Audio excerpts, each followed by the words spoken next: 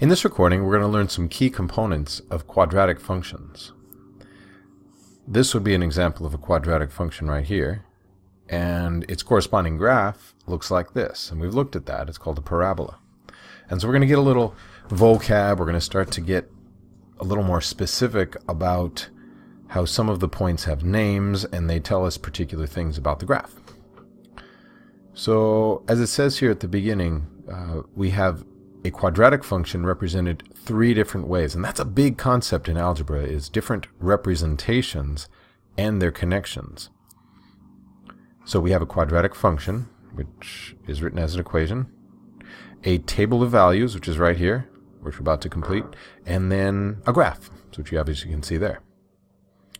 So the first task we have here is to complete the table. Oftentimes, and we'll do this in the future, you won't have the graph. You will start with the function, come up with the table, and then produce the graph. But we happen to have the graph here, created by a computer, and now we're going to identify points between -3 and 3 in the x, and their corresponding y's. So you'll have something like this. Okay? What I need you to do now is find the corresponding value of m. That's basically saying y, right? The m of x is the y value that goes with that particular x value. So if you were to come over to -3, I want you to see if you can identify the y value that corresponds to -3 on the red graph. So hopefully you went over to -3 up to where the graph is at -3 and you identified that it's +8. It's a little hard to tell what that number is, but you can pretty much figure out from counting. It goes up to 8. So can you complete the rest of these y values, please, and then play the recording when you're ready. Okay, so hopefully you took time to do that. Next question. Where does the function intercept the y-axis? Okay, so right here is where it intercepts the y-axis. It's called the y-intercept, and that's the value 0, -1. We like to write our intercepts as points. They have an x and a y. And any point along the y-axis obviously has that x value of 0. That's an important characteristic. How would you obtain this point from the equation? Well, let you think on that a little bit. We just mentioned what we know about all points along the y-axis. Okay, so hopefully you thought about that for a second and considered that the x would have to be 0, and I could substitute 0 into the equation for x.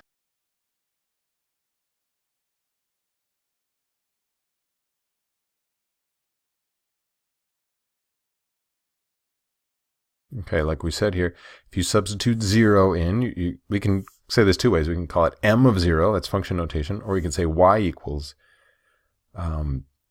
And when we substitute 0 in for x, 0 squared is 0, -1 is -1, so we'll get -1. That has a fancy mathy name. It's called the y-intercept, and you're familiar with that word in other functions that we've looked at. Let's label it right here. Okay. Finally, it asks us, what is the y-coordinate of the lowest point on the graph? Well, put your pinpoint on the lowest point on the graph. Hopefully you're there and you can identify its y value. So that would be -1. So what's the relationship of this value to the vertex? Well, that is the vertex. That lowest point on the graph is the vertex, and this is the y-coordinate of the vertex.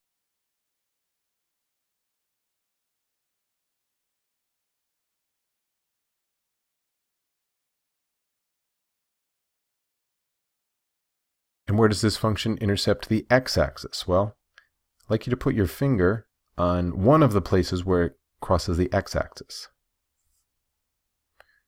Okay, so you have a couple options here. There's one, and there's another place. Those are called the x-intercepts. Okay, so we see two different points.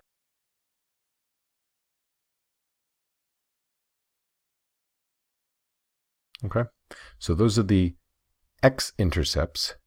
They both have y values of 0, right? Because it's all across that line on the x-axis where the y is not up or down, it's 0. All right, cool. Next, show an algebraic process to get these x-intercepts. Excuse me. Well, we know that the y is 0. In other words, the m of x is 0. So I can start with that function.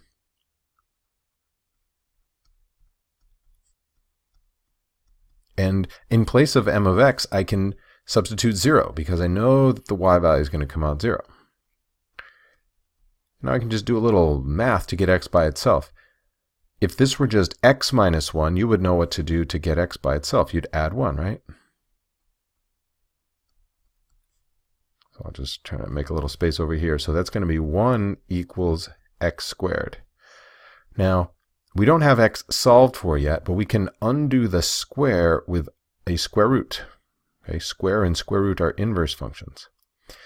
Now, there's some more sophisticated things we're going to talk about in terms of square rooting squares, but I guess for now, let's just use our mental math. What number or numbers can you think of that when you square them, you get a 1?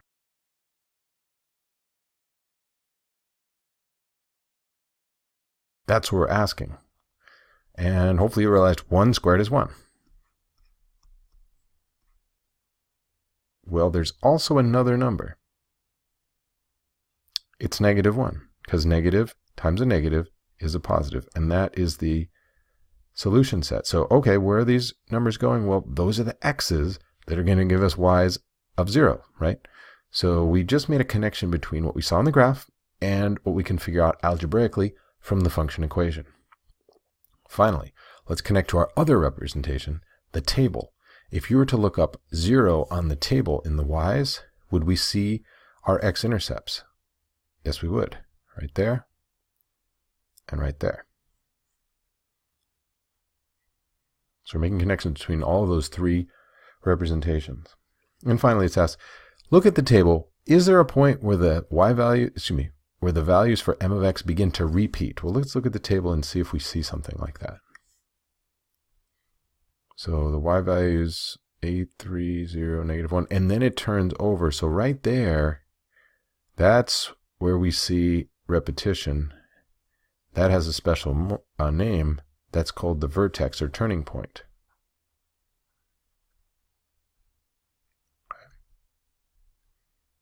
Let's label that down here. That is the point, 0, negative 1, and it's called the vertex or turning point.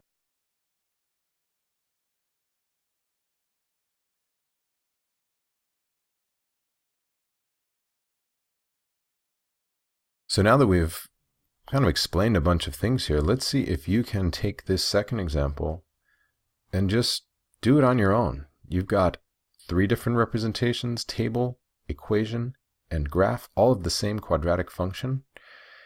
And you might notice this one's in a little different form. I don't see the x squared like I do in the previous one, but I still know it's quadratic because I have x times x. So I know I'm going to end up with a quadratic in there. It's just in factored form. And that form is going to give us some information that the other form did not. So see if you can, for these x values, set up your table, find the y values from the graph, and then let's see if you can answer questions A and B.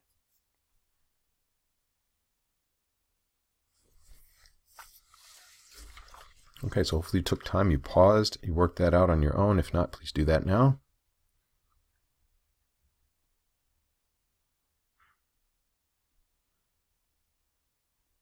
Okay, if you're saying, where are you getting these x values? How do you know which ones to use?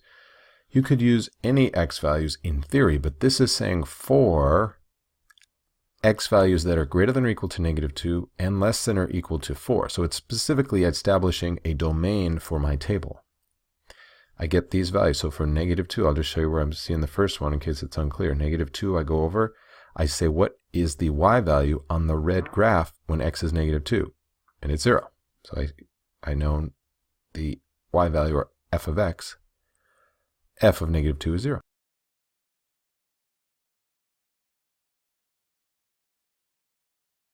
Question A, looking at the table of values, what values is h of x equal to 0? Well, hopefully you identified those points. Just ask me for the x values. And now it says, looking at the equation of h of x, describe a way you would find these x-intercepts. Well, let's see what we know again. For x-intercepts, let's just make a little note here. That's where the what is equal to 0. All right, all along that graph, along the x-axis, y is equal to 0. So when you see x-intercepts, you can immediately know that y is equal to 0. So we can say is these are the values of x that would make each binomial factor equal 0. So in other words, what's going to make this factor right here equal 0? What x value could I substitute in so I'd get something minus 4 equals 0? Well, of course, that's 4, right? So if I substitute in 4, 4 minus 4 is 0. And then 4 plus 2 is 6. But when I multiply those, 0 times 6 is 0. So when I substitute in 4, we get 0.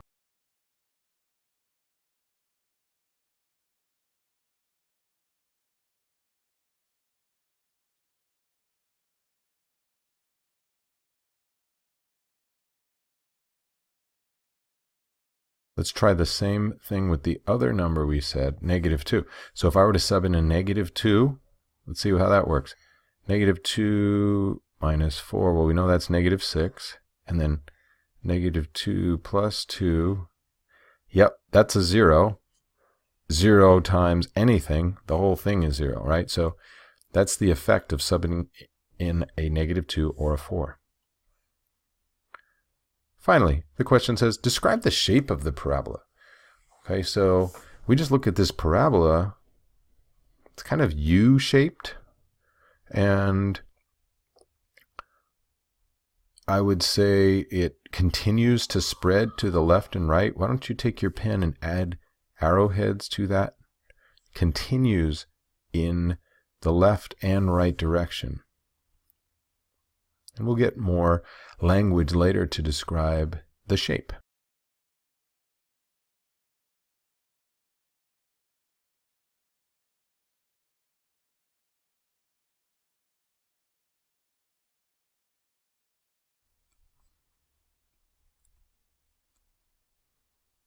Thanks for watching.